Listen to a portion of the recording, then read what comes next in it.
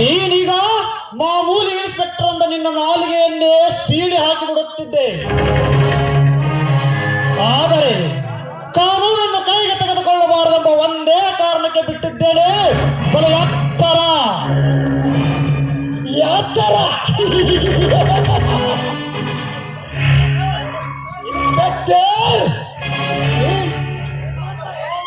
ನಿಮ್ಮಂತ ಪೊಲೀಸ್ ಆಫೀಸರ್ನ ಹತ್ತರಿಸಬಲ್ಲ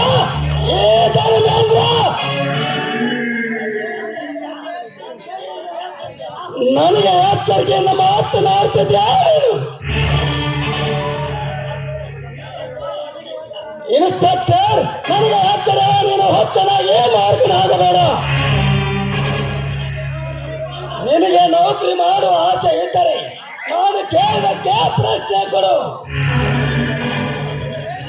ಇಲ್ಲದಿದ್ದರೆ ನೀನು ಉಳಿಯೋದಿಲ್ಲ, ನಿನ್ನ ಕಾಕಿ ಬಟ್ಟು ಉಳಿಯೋದಿಲ್ಲ. ಧರ್ಮೇಂದ್ರಪ್ಪ,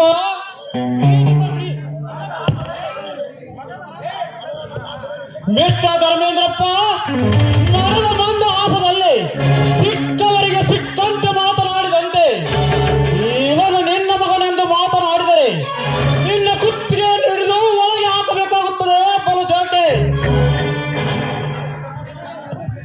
ಸುಮ್ಮನೆ ನನ್ನ ಮನಃಶಾಂತಿಯ ಸೀಮೆ ಹಾರುವ ಮುನ್ನ ಎಲ್ಲಿಂದ ಹೊರಟು ಹೋಗು. ನಿನಗೆ ಎದರಿ ಇವರಿಬ್ಬರನ್ನು ಬಿಟ್ಟು ಹೋಗಲಿಕ್ಕೆ ಬಂದಿಲ್ಲ ಇನ್ಸ್ಪೆಕ್ಟರ್. ಜೊತೆಗೆ ಜೊತೆ ಹಾಕಿ ಇವರನ್ನು ಬಿಡಿಸಿಕೊಂಡು ಹೋಗಲಿಕ್ಕೆ ಬಂದಿದ್ದೇನೆ. ಮುಂದೆ ನೋಡು ನನ್ನ ಸಾಹಸವನ್ನು. ಅದು ನಿನ್ನಂತವರಿಗೆ ಎಂದೆಂದು ಸಾಧ್ಯವಿಲ್ಲ ಎಂದು ತಿಳಿದುಕೋ ಧರ್ಮೇಂದ್ರಪ್ಪ. ಈ ಸ್ಟೇಷನ್ಗೆ ನಾನೇ ಇನ್ಸ್ಪೆಕ್ಟರ್ ಆಗಿರುವವರೆಗೂ ನಿಮ್ಮಂತ ನಾಯಿಗಳನ್ನು ಒಳಗೆ ಕೂಡ ಬಿಡುವುದಿಲ್ಲ. ಅದನ್ನು ನೀನು ನಿನ್ನ ಕಣ್ಣಾರೇ ನೋಡ್ತಾ ಇರು.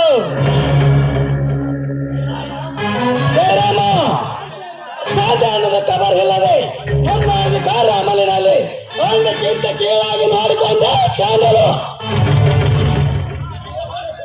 ನಿನ್ನ ಓದಿಸುವ ಸಲುವಾಗಿ ನಾನು ಎಷ್ಟು ಹಣ ಹಾಳು ಮಾಡ್ತೀನಿ ಅನ್ನೋದು ನಿನಗೆ ಸ್ವಲ್ಪ ಆದ್ರೆ ಅಭಿಮಾನ ಇದೆಯಾ? ಮಾನಾಭಿಮಾನ. ನಿನಗೆ ನೌಕರಿ ಕೊಡಿಸಬೇಕಾದರೆ ನಾನು ಎಷ್ಟು ಕಷ್ಟಪಟ್ಟಿದ್ದೀನಿ ಸ್ವಲ್ಪ ಆದ್ರೆ ಅರಿವಿದೆಯಾ ನಿನಗೆ? ಮಾನಾಭಿಮಾನದ ಮಾತು ಸತ್ಯವನ್ನು ಕೊಲ್ಲುವುದಕ್ಕೆ ಅಲ್ಲ, ನಿತ್ಯ ಸತ್ಯವನ್ನು ಎತ್ತುವುದಕ್ಕೆ. ಜನ್ಮ ಕೊಟ್ಟ ತಂದೆಗೆ ನೀನು ಎದುರಾಗಿ ನಿಂತು ಮಾತನಾಡಿದರೆ ನನ್ನ ಹೆಸರಿಗಿಲ್ಲ ಎಲ್ಲ ಸರ್ವ ಆಸ್ತಿಗಳನ್ನು